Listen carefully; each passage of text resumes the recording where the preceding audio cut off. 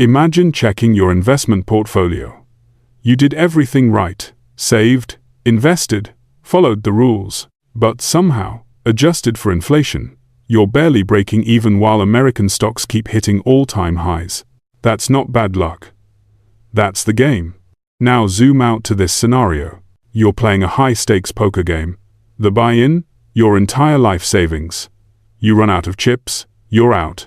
You lose everything. But the guy across from you, expensive scotch, suit that costs more than your car, he has a special rule. When he runs out of chips, he writes $1 million on a napkin, hands it to the dealer, and the dealer must accept it as real money. Oh, and he owns the casino. And there's a gun under the table pointed at your kneecaps if you complain. Feels like cheating? It is. But here's the thing nobody wants to admit. It's not cheating. It's perfectly legal. Because he wrote the rules. Welcome to the global economy. You are the rest of the world. That guy in the suit? The United States of America. For 80 years, America hasn't just been winning the economic game. It's been holding 5 legal licenses to steal from everyone else. A license to steal resources, a license to steal money, a license to steal oil, a license to steal security, and a license to steal brains. Today, we're going to expose each license, and why they might finally be expiring. Quick note before we dive in. What I'm sharing is analysis and research on global economics, not professional financial advice. Your situation is unique. Always do your own research and consult professionals before making any major financial decisions. Now, let's start with license number 1. Now, some people will say, America isn't stealing anything here. They just got lucky with geography. And sure, you can't steal what nature gave you. But here's the thing. America doesn't just have good geography. They've weaponized it into a permanent competitive advantage that makes fair competition extremely difficult. If civilization were a video game, the US spawned with the most broken starting stats in history. Millions of acres of the most fertile farmland on Earth, more navigable waterways than the rest of the world combined. 2 oceanic moats, making invasion virtually impossible. And after 2010, the world's largest oil and gas reserves. Let me show you how this luck becomes theft. Meet Maria. She's a soybean farmer in Brazil, America's biggest agricultural competitor. Maria works just as hard as any American farmer. Maybe harder. But here's her problem. Maria grows her soybeans, loads them on a truck, and drives them over bumpy, unmaintained roads through the jungle to reach a port. Every mile costs money. By the time her beans reach the ship, she's lost 15 to 20% of her profit margin to transportation. Now meet Tom, an Iowa corn farmer. Tom drives his corn a few miles to a river terminal, dumps it on a barge, and it floats, basically for free, down the Mississippi River system, all the way to New Orleans, and out to the world. That river system? Moving cargo by water is roughly 15 times cheaper than by truck. And here's the stat that matters. The US has more miles of navigable waterways than the rest of the world combined. This geographic discount is built into every single product America exports. It's not a one-time advantage. It's a permanent subsidy from Mother Nature, an unfair advantage that compounds year after year.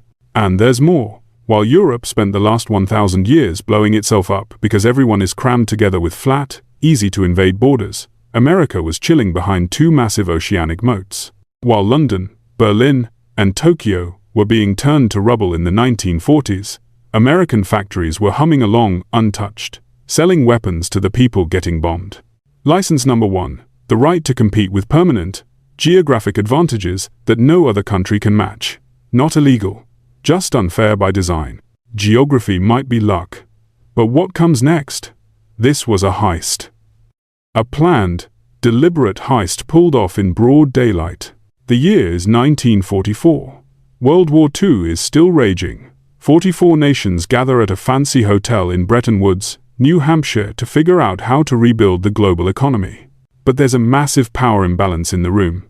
Europe is bankrupt. Their factories are rubble. Their gold reserves are depleted. Meanwhile, the United States holds 2/3 of the world's gold, and its industry is booming. The US makes an offer the world literally cannot refuse. Hey guys, look, gold is heavy, It's dangerous to ship across the ocean. Why don't we just use the US dollar instead? We promise, cross our hearts, that every dollar is backed by gold. You can trade it in any time. It's as good as gold.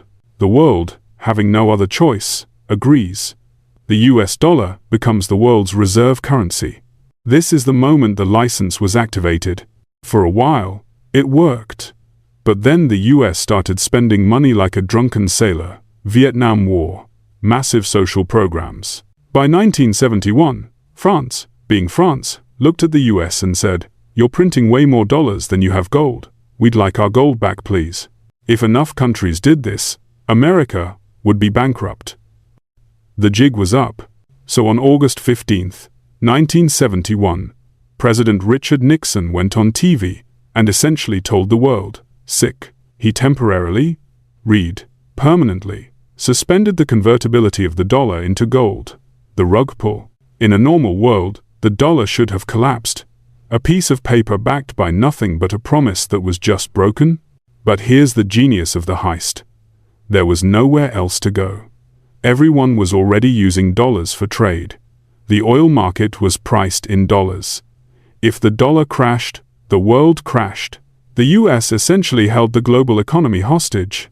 Nixon's Treasury Secretary, John Connolly, famously told a group of European finance ministers, "The dollar is our currency, but it's your problem." That is the most gangster economic quote of all time.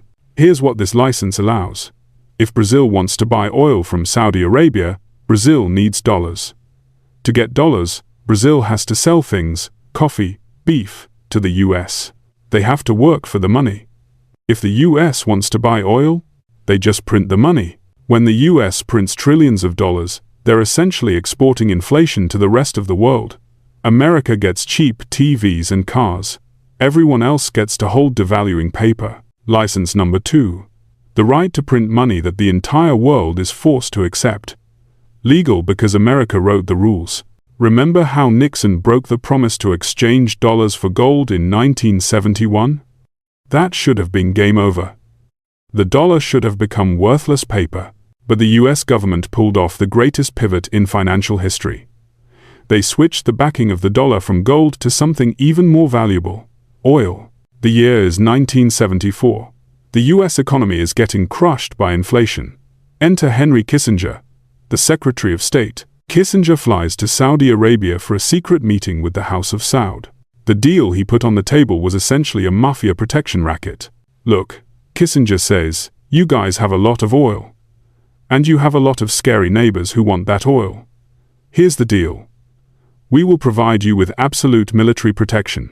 We'll sell you our best fighter jets, our missiles. We'll park our navy off your coast to make sure nobody touches you. In exchange, you do one thing.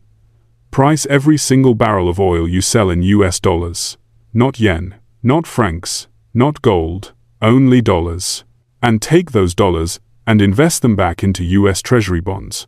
The Saudis agreed. This was the birth of the petrodollar. Every country on earth needs oil. If you're Japan, Germany, or Kenya, you cannot run your economy without oil. Since oil is sold exclusively in dollars, countries typically need to obtain US dollars to participate in global energy markets. This created permanent artificial demand for the dollar.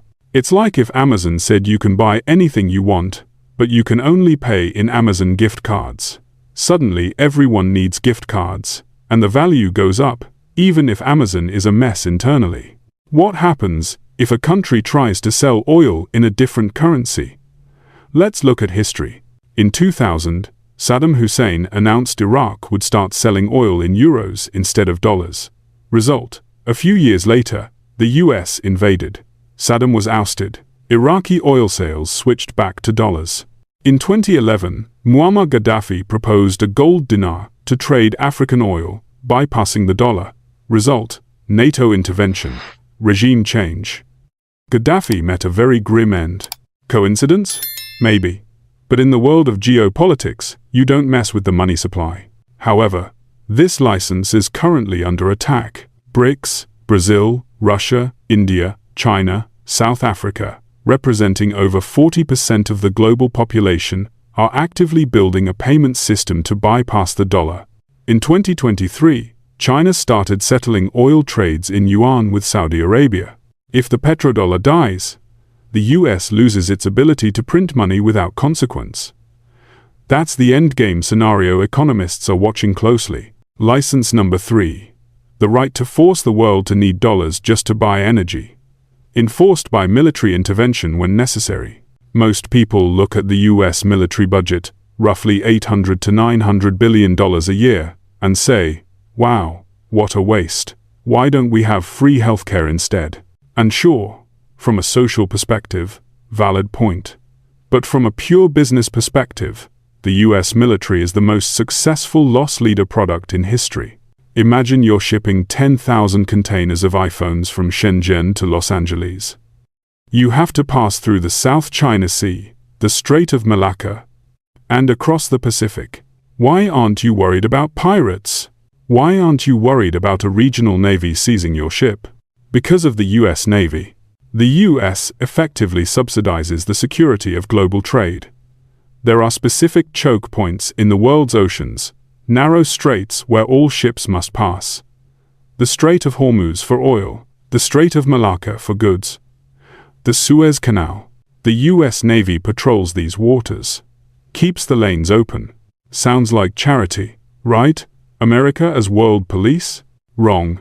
By guaranteeing the safety of global trade, the US ensures that trade flows according to US rules.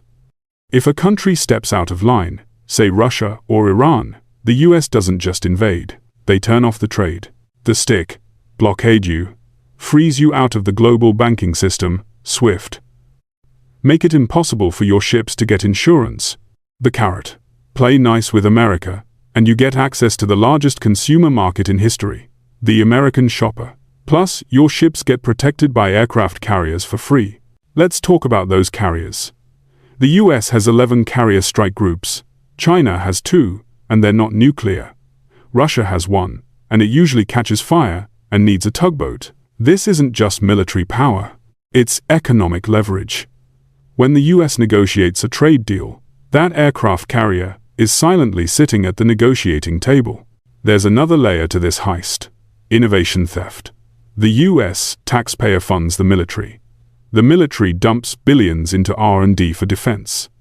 The internet started as ARPANET, a defense project. GPS was developed by the Air Force. Siri came from DARPA research. The taxpayer takes the risk and pays the bill. Once the tech works, it's handed over to private corporations, Apple, Google, Boeing, to be monetized for massive profit. The US economy is essentially a tech incubator disguised as a military. License number 4. The right to control global trade lanes, funded by US taxpayers, profited by US corporations. The security fee for the casino that America owns. We've talked about land, money, oil, and guns. But here's where it gets personal. The final license is about the most valuable resource on the planet: human intelligence. And this might be the most devastating theft of all. If you're running a civilization, you need smart people to invent things, cure diseases, and build faster computers. The problem is, geniuses are rare. They're randomly distributed across the globe. A kid born in Mumbai has the same chance of being the next Einstein as a kid born in Ohio. But America has perfected a system to identify these people, extract them from their home countries, and monetize their brains within US borders. Meet Chen Wei, generational genius. Born in rural China, aced every test, graduated top of his class. If he stays home, he becomes a professor at a local university. Decent living, but outdated equipment, limited funding, bureaucratic constraints. Or he can apply to Stanford. Stanford offers him a full scholarship, access to cutting-edge labs, and a path to a Silicon Valley salary his family couldn't dream of. Chen Wei goes to Stanford, starts a company, creates technology worth billions. Here's why this is theft. Think about the economics of raising a human being. You have to feed them, clothe them, vaccinate them, and educate them for 18 to 22 years. That's expensive. China paid for all of that. The K-12 education, the nutrition, the healthcare, the initial investment. Then, Right when Chen Wei is about to become productive and start contributing to China's economy, America swoops in, offers a visa, a spot in a top lab, eventually, a salary in Silicon Valley that his family couldn't dream of. America gets a fully formed, highly educated, productive unit for zero development cost. We let the rest of the world pay for the R&D of human beings. We just buy the finished product. Look at who built Silicon Valley. Elon Musk from Tesla and SpaceX, South Africa paid to raise him. Sergey Brin from Google, Russia paid. Jensen Huang from Nvidia, Taiwan paid. Satya Nadella, Microsoft CEO, India paid. These aren't just employees. These are the people driving entire industries. If these guys had stayed home, Russia might have Google, South Africa might have SpaceX. But they didn't. They came to the US because the operating system of America, the combination of venture capital, property rights, and university research, allows them to maximize their potential. The rest of the world suffers from capital flight, money leaving their country. But human capital flight is way worse. When money leaves a country, it can come back. When the smartest people leave a country, that country's future leaves with them. America's greatest economic trick isn't just printing money. It's convincing the world's best players to join its team, after someone else paid to train them. License number 5. The right to harvest the world's smartest people after their home countries paid to develop them. Legal, devastating, and almost impossible to stop. So, there you have it. 5 licenses to steal. 1. Resources. Geography that makes fair competition extremely difficult. 2. Money, a currency the world must accept. 3. Oil, petrodollars enforced by regime change. 4. Security, military that controls trade and funds innovation. 5. Brains, immigration that harvests the world's geniuses. When you combine these 5 licenses, you get a country that can run $34 trillion in debt, fight endless wars, deindustrialize its heartland, and suffer massive political division, yet still remain the richest. Most dominant player on the board. It explains why when there's a global crisis, money doesn't flee from America. It flees to America, the safest house in a bad neighborhood. Keep in mind, these are historical patterns and current trends, not certainties. Economic outcomes depend on countless variables, including policy decisions, technological changes, and global events. But here's the darker truth to end on. Licenses expire. We're seeing the cracks right now. The BRICS nations are actively trying to break the petrodollar stranglehold. The US Navy is stretched thin trying to police the Red Sea and the South China Sea simultaneously.